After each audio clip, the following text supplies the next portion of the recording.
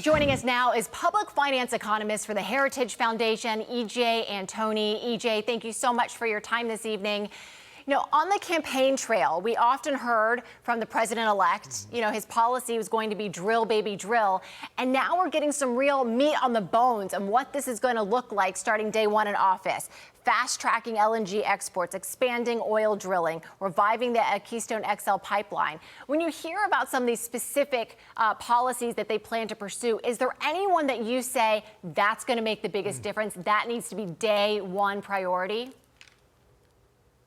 Well, Lydia, all of them are extremely important from the standpoint of they are sending the right signal to the domestic energy industry, which is we are not going to penalize you for producing products that Americans need and want. But one of the things that they can do very specifically, aside from the different executive actions, which are going to roll back red tape, would be to push for repeal of everything in the IRA, the so-called Inflation Reduction Act, which didn't reduce inflation, by the way, it added to it. It increased the cost of energy, for example, and energy, since it goes into everything, helped push up prices throughout the economy. So if you can, again, get rid of that red tape, get rid of that regulation, and get rid of the extra taxes on American coal, oil, and natural gas, you will be successful in bringing down prices for the American people. So, EJ, I want to ask you about that because everybody wants to know what actually brings down prices. Don't tell me that inflation is slowing.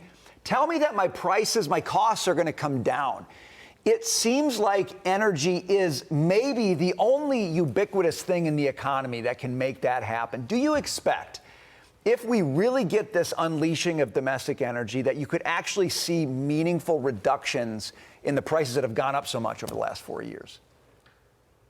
Oh, certainly, Brian, absolutely. It's not unrealistic to expect energy prices in a lot of markets to actually be cut in half. They are artificially high today. Again, we have excessive taxes, excessive regulation, all of which are just passed on in the form of higher costs to the consumer. And one of the things that we've observed in the last several years under the Biden administration has been the fact that even though production has slightly increased, we've seen well count go down. In other words, wells are now going dormant because they're just no longer profitable today, again, because of the higher regulatory and higher taxation environment. But if you can turn a well from being profitable at $80 or $90 into being profitable at $30 or $40 because you've lowered costs for those producers, you will unleash massive amounts of energy. And this is where when guys like Scott Bessent, who's probably going to be our next Treasury Secretary, when he talks about increasing production by 3 million barrels, that's not unrealistic at all. EJ, speaking of bringing down costs, a lot of people are excited about what Vivek Ramaswamy and Elon Musk might do in this newly created agency, the DOGE agency. And one of the things that they've talked about is taxes. And here's a stat that caught our attention. Compliance costs for the American people. People pay $546 billion per year just to file and keep up with their taxes.